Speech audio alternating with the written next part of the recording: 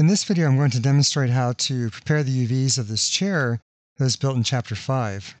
Much like the briefcase, because it was made from a primitive cube, the UVs are not ready to use as is. So let's take a look at that. I'm going to go up to the UV texture editor. We'll see what's going on. Now, it actually has a similar layout to the briefcase because it was also built in a cube. In fact, if I just create a primitive cube, we can compare. So here's a polygon primitive cube. And if that's selected, you see it has the same six-sided layout that's like an upside-down T. Okay, so I'll delete that and go back to the chair so we can see what's going on here. Now, any place that was extruded is probably a place that doesn't have very good UV texture layout. So if I go to face mode and say pick this back of the chair, I can see that back is reduced down to a single edge, as is this little side here, or the back here, or even the legs, since they were also extruded. There's the leg right there at the top.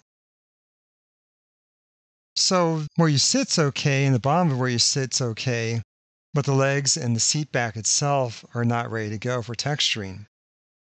Now, aside from looking in the UV texture editor, another way to see what's going on is to go ahead and apply a texture. One great trick for that is to use a checker texture. So I'm going to go to the hypershade. I'm going to go to the Lambert, which this is automatically assigned to, double-click that to bring up its attribute editor. Then click on the colored checkered map button. Create Render Node window comes up. I'm just going to pick a checker, and that's a 2D texture. And there's a checker. So there's a checker pattern. Now I can see that in the View panel if I have Smooth Shade All turned on, and also hardware texturing. So hardware texturing. By having hardware texturing turned on, you can see what's going on with that test texture. Now right now I can tell that the back is being streaked. I don't see any kind of checkered pattern. I just see the black and white from the seat being drug upward. I can see the seat itself. It looks like it's an okay shape.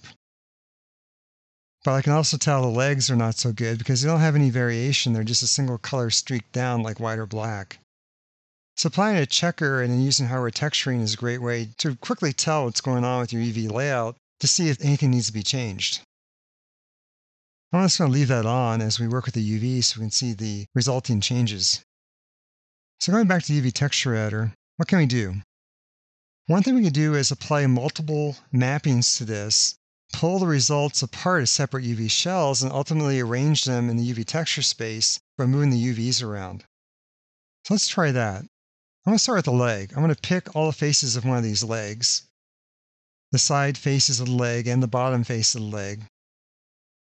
There's the checker texture that appears. I'm just going to hide the texture for now.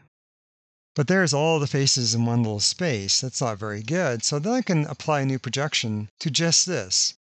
So because this is a cube shape, a automatic projection would actually work well in this situation. So I'm going to go up to Create UVs and go to Automatic Mapping. Automatic Mapping splits that leg into its 5 different faces, and the resulting faces do not overlap, which is nice. Now they're going to overlap the rest of the model if I leave them there. So what I can do at this point while they're still visible in the UV texture editor is right mouse key goes straight to UV, drag a box over the entire set of faces there for that leg.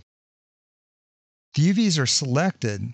Now as soon as I let go of my selection, the rest of the model becomes visible, but because I had selected just that leg, I can move that leg by itself. So then I can go straight to the Move tool and move that set of faces apart. So basically that's a set of shells for that leg. I'm just going to move it way away over here on the side just for now, and then eventually move it back into that 0 to 1 space. For now I'm just moving it so it's not in the way. So already you can see that the checkered pattern on the leg is much better. It's not streaked. I can actually see the pattern there. So I'm going to do the same for the other legs. I'm going to go back to selecting faces, pick all the faces for this leg, go back to Automatic Mapping, do the same. While the result is still visible in the UV texture editor, in other words, it's still selected, I'm going to go to UV through my right mouse menu, select those faces, and while the UVs are still green, go back to the Move tool and move those aside. So there's my second leg. Again, you can see that leg looks good now. Same thing, I'm going to go back to the third leg, go back to face mode, select all the faces for that leg, go back to automatic mapping. While that set of faces is still visible by itself, go to UVs, select the UVs, go to the Move tool, and move them aside.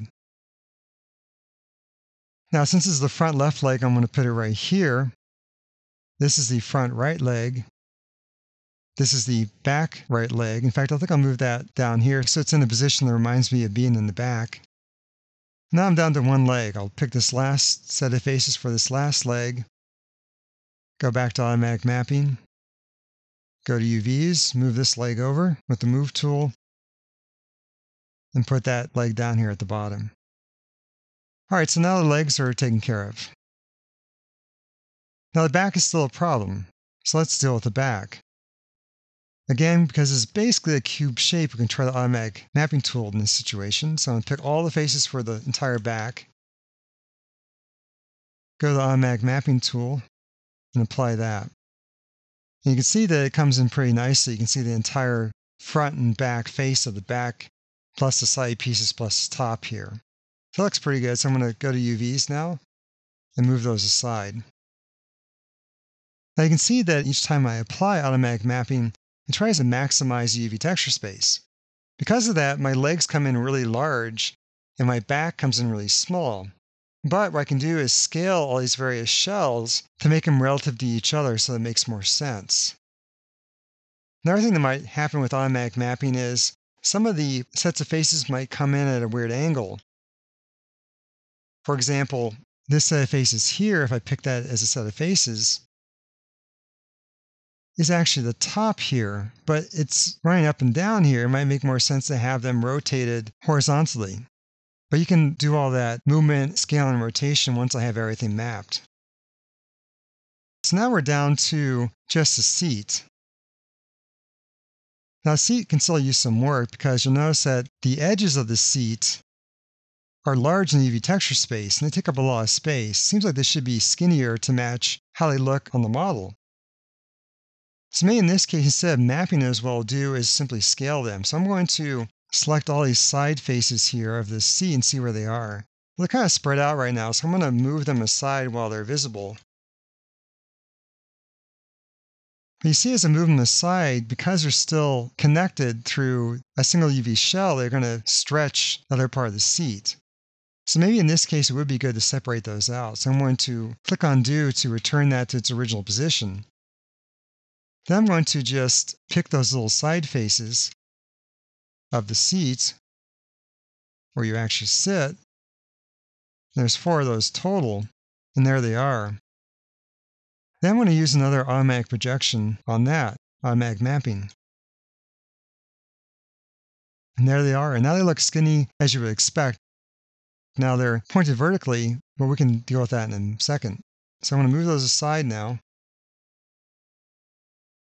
Now we're down to a logical layout for all the faces. We have the seat top, the seat bottom, minus the little cutouts for the legs. We have the sides of the seat. We have the legs divided up and the seat back divided up. So now we can concentrate on scaling, rotating, and moving these to fit them back into this 0 to 1 space. So what I'll do first is maybe move the top and bottom of the seat together. So if I just select those by UVs, I can see everything while moving stuff around, so I'll move these together. So this is the top of the seat, and I'll put that there, and this is the bottom of the seat, I'll put that right beside. And then I can also scale these to make sure they're relatively correct scale-wise. I'm just going to use my hotkeys for that, and that's the WER keys for getting to my transform tools. All right, so there's the seat itself. Now I can deal with the seat sides, and they're way too big right now, so I'm going to scale those as a group.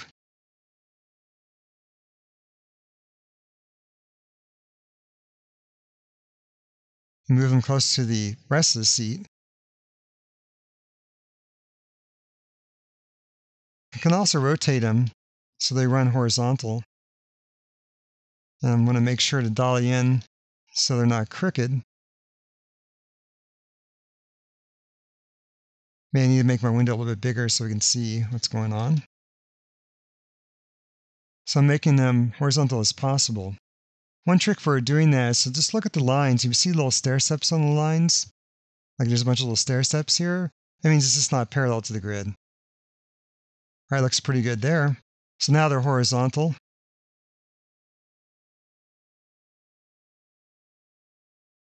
And now what I can do is move them apart so I can tell which one's which. For instance, maybe I want this front one right here to be in the front of the seat. So maybe I'll put that right here, and then I can scale it up to match its size better.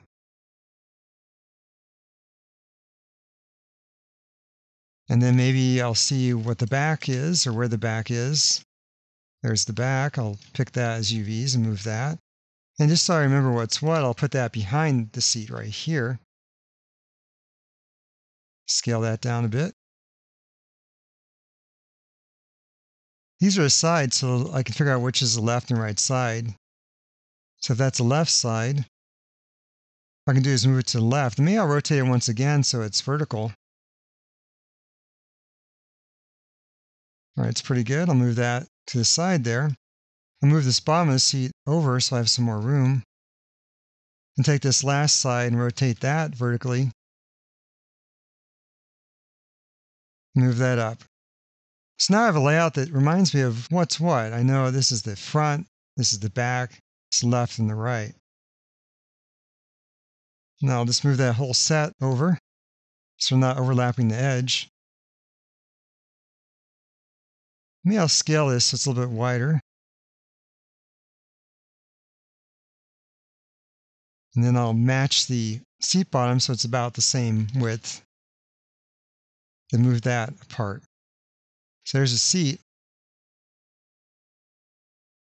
Now I'll deal with the legs. The legs are much too big. So I think I'll scale them as a single group. Then move those in. So the goal when you're using a checkered test pattern is to get all the checkered squares about the same size. That indicates that everything has the correct ratio in UV texture editor. Right now I can see my seat back, the pattern is much smaller than my seat. And in fact, I have not adjusted the size of the seat back parts yet. Go ahead and grab all those as UVs and scale them up. I can see that the pattern will change, and eventually I'll get to a size where the checkers are roughly the same size as other parts of the seat. I'm doing this fairly quick now, but you can see that if you spend more time, you can really make sure that everything lines up and all your checker squares are very square and all approximately the same size. So now I'll move all these seat parts in. And then I can move them apart to arrange them in a fashion that just makes more sense for my own personal reference. Now you notice that some of the corners are pretty close together, so you have to be careful when selecting if you want to move them separately. In fact, I might want to use my lasso selection tool up here below my regular selection tool so I can draw an irregular selection pattern. But if you accidentally grab incorrect UV, you can always dolly in really close and then use your control key to deselect something. So I just want to move that back, which is the front of the seat, back, away, so I have a little bit more room there. Also, what I can do is move it to compare it to the seat bottom so I can see if it's about the right size. Now again, I can always use my texture too. If I want my texture to be kind of equivalent throughout different parts of the model, what I can do is just scale it up or scale until they all seem roughly the same in terms of the size of the squares. All right, there's one part of the seat back. I'll get the other part. Now I'm moving them outside the 0 to 1 area just temporarily until I get everything situated first, and then I'll move them back in.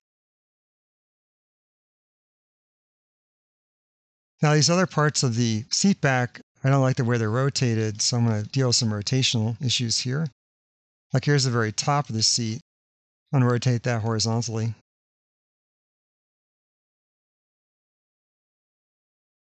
Then move it up to the top of the seat just so I know where it is. Here are the sides. I don't like them being so close together here and almost touching. So I'll move those apart and I'll see that's the right side of the chair. So I'll put that on the right side. And this on the left side. Now they're actually rotated upside down. In fact, if I go back to my 3D view, I can see that the tiny face right here is actually more towards the top. So I'm going to rotate this around 180 degrees. So again, it makes much more sense logically. I want to be able to look at this layout and be able to tell where the parts are. So now you can see that the sides are oriented in the same fashion. So the little face is at top that matches the actual model. Now I have to remind myself which is the front of the seat and which is the back of the seat back. So this is the front of the seat back. So maybe what I'll do is something like this, where I'll pick the back of the seat back and move that up here just to remind myself that's the back. Now I can move this whole set back into the proper 0 to 1 space, avoiding any overlapping, and try not to waste too much empty space. So there we go, there's a quick custom layout. Now you could spend more time making sure everything's nice and neat, and then you're minimizing empty space, that everything runs in a logical fashion, and that everything's a correct size ratio, so all your checker squares come in very even. But at least by doing this, you've gone away from that initial layout, which is not useful at all, to something that will take a texture. I'm going to save this file out so you can take a look, and this will be called Chair Final, and this will be in the Chapter 9 folder.